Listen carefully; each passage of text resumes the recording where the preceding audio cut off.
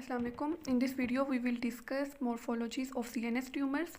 सबसे पहले most important tumour ग्लायोमास हैं। ग्लायोमास में आगे 3 टाइप्स होती हैं। एस्ट्रोसाइटोमास हो सकते हैं, एपिंडाइमोमास हो सकते हैं और हमारे पास ओलिगोडेंड्रोग्लायोमास हो सकते हैं। सबसे पहले हम एस्ट्रोसाइटोमास को डिस्कस करेंगे। एस्ट्रोसाइटोमास जो है उनके ग्रेड्स होते हैं, हमारे पास 4 ग्रेड्स। ग्रेड 1 जो है उसको पिलोसिटिक एस्ट्रोसाइटोमा भी कहते हैं। ग्रेड 2 को डिफ्यूज एस्ट्रोसाइटोमा कहते हैं।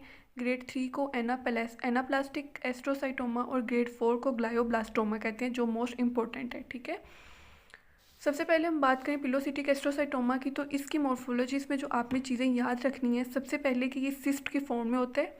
एक सिस्टिक ट्यूमर होता है जिसमें एक म्यूरल नोड्यूल होता है in the wall of cyst. ठीक है, देन आपने याद रखना है कि इसमें बाइपोलर सेल्स होते हैं जिनके हमारे पास हेयर लाइक प्रोसेसेस होते हैं और ये GFAP पॉजिटिव होते हैं। GFAP जो है वो एक प्रोटीन होती है जो CNS और PNS में मोस्टली जगहों पे जो है वो पाई जाती है। और उसके अलावा पिलोसाइटिक एस्ट्रोसाइटोमा का मोस्ट इंपॉर्टेंट हॉलमार्क जो है वो है रोजेंथल फाइबर्स, और उसके अलावा इओसिनोफिलिक ग्रेनुलर बॉडीज़ और माइक्रोसिस्ट्स जो है वो हमारे पास माइक्रोस्कोपिक पिक्चर में नज़र आते हैं। पिलोसिटिक एस्ट्रोसाइटोमा में क्या क्या याद रखना है, एक तो ये सिस्ट की फॉर्म में होता है, सिस्टिक ट्यूमर होता है जिसमें म्यूरल नोड्यूल होता है सिस्ट की वॉल के अंदर। ठीक है, दूसरा बाइपोलर सेल्स होते हैं, तीसरा रोजेंथल फाइबर्स होते हैं इसकी माइक्रोस्कोपिक पिक्चर में जो हमें नज़र आता है, और इओसिनोफिलिक ग्रेनुलर बॉडीज़ होती हैं और माइक्रोसिस्ट्स होते हैं। नेक्स्ट इंपॉर्टेंट ट्यूमर इस ग्लायोब्लास्टोमा। ग्लायोब्लास्टोमा जो है इसका एक इंपॉर्टेंट MCQ और वाइवा रिलेटेड क्वेश्चन भी होता है कि most common primary malignant tumour adults के अंदर कौन सा होता है, तो वो हमारे पास ग्लायोब्लास्टोमा है। और most common primary malignant tumour children के अंदर जो है वो मेडुलोब्लास्टोमा होता है, वो हम आगे डिस्कस करेंगे। ग्लायोब्लास्टोमा जो है वो मैलिग्नेंट ट्यूमर है, तो इसके ग्रोथ में हम लिख सकते हैं कि अनडिफ्रेंशिएटेड होता है, अनसर्कमस्क्राइब्ड होता है और ग्रे इनफिल्ट्रेटिव ट्यूमर होता है। इसका जो हॉलमार्क है या हमारे पास एक डायग्नोस्टिक फीचर होता है, ये होता है कि ये बटरफ्लाई लाइक लीजन होती है इसकी, बटरफ्लाई लाइक लीजन, और उसमें सिस्टिक डिजनरेशंस भी होती हैं। ठीक है, ग्लायोब्लास्टोमा जो है मैलिग्नेंट है तो उसके फीचर्स में अनडिफ्रेंशिएटेड, अनसर्कमस्क्राइब्ड और इनफिल्ट्रेटिव तो हम हर मैलिग्नेंट ट्यूमर की मॉर्फोलॉजी में लिख सकते हैं।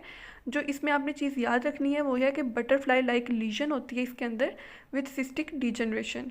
माइक्रोस्कोपिक पिक्चर की बात करें तो उसमें क्या होता है, हमारे पास एरियाज ऑफ नेक्रोसिस होते हैं।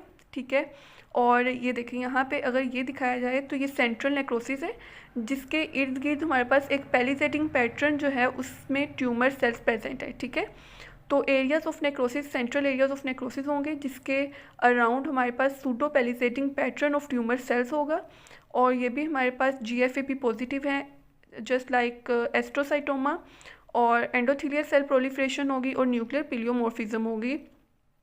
ये कैरेक्टरिस्टिक्स जो है हमारे पास मैलिग्नेंसी के भी हैं। ठीक है, तो इसकी जो हमारे पास माइक्रोस्कोपिक पिक्चर में आपने बात याद रखनी है वो एक तो नेक्रोसिस के एरियाज हैं और दूसरा हमारे पास pseudo palisading pattern of tumour cells हैं। ठीक है, next we will discuss the morphology of oligodendrogliomas. Oligodendroglioma भी जो है वो हमारे पास मैलिग्नेंट ट्यूमर है, तो ये भी अनडिफ्रेंशिएटेड हो सकता है, अनसर्कमस्क्राइब्ड हो सकता है। ठीक है, उसके अलावा ये एक ग्रे मास है और इनफिल्ट्रेटिव मैस है। ठीक है, इसमें हमारे पास एरियाज ऑफ हेमरेज, सिस्ट और कैल्सिफिकेशन भी प्रेजेंट होंगे। किस ट्यूमर में हमारे पास हेमरेज और सिस्टिक एरियाज मोस्टली प्रेजेंट होते हैं। ठीक है, तो ग्रोथ में याद रखना है कि ग्रे इनफिल्ट्रेटिव मैस है, एरियाज ऑफ हेमरेज, सिस्ट और कैल्सिफिकेशन प्रेजेंट है।